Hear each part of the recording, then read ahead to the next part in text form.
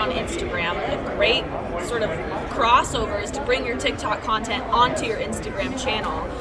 So that people who are more Instagram focused can still get your TikTok content.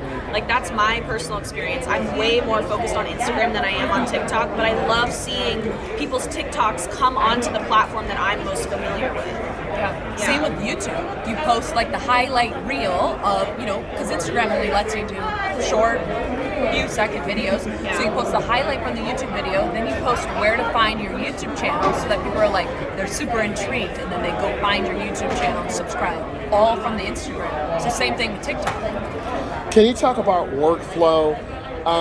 So should I post, what I usually do, I make my video, then I post it to TikTok. You have the watermark. That's good and bad.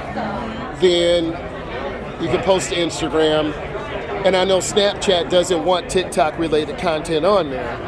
I need a better way to have more efficient workflow. With StreamYard, give me that workflow where I could make it, house it in StreamYard. Okay, I want to make this for Instagram. Push it out. I want to make this for YouTube. Push it out. I want to make this for TikTok. Push it out. I want to make this for Snapchat.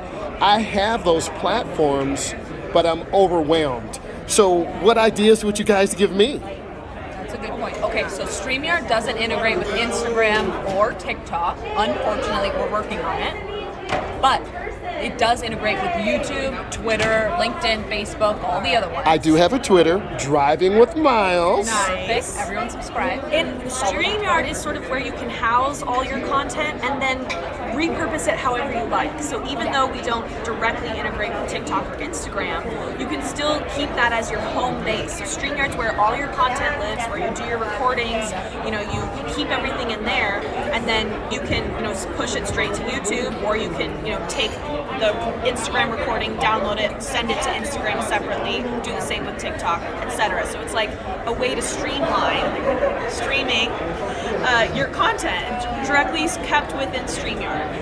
And it makes it so much easier because it's your easy content creator.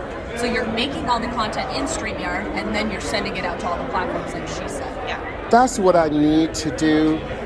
Because I'm so high energy and I'm very passionate about driving, I make videos 30 or 40 at a time.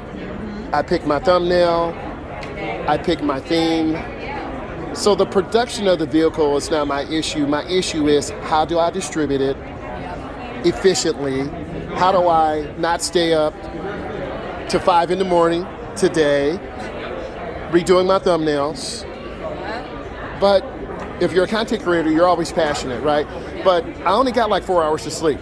And if I had to drive today, I will be kind of dragged. It's not recommended. Yeah, it's not. It is not recommended. You are right. So it's about workload. Can you talk to me about a storage solution? Do I get a terabyte external drive? I don't like those. I don't like those because it's on one physical thing. I like cloud. So I really like Google Drive for most things, especially because they give you so much free storage. So we're setting up It's almost our like, area. I think it's 15 gigabytes free. I have the base package, so I'm almost full. Would you recommend I up Let me just to the next biggest one? And then on StreamYard, it lets you store 50 hours of your content for free. It's just included with your plan. So and then you can always upgrade for more storage. And that's for all your content that you make on StreamYard. So this is the podcast, this is the videos, and you can even stream your TikToks out to your YouTube channel. Okay, so we're really good to go in 30 What? minutes. So, Absolutely. it's your.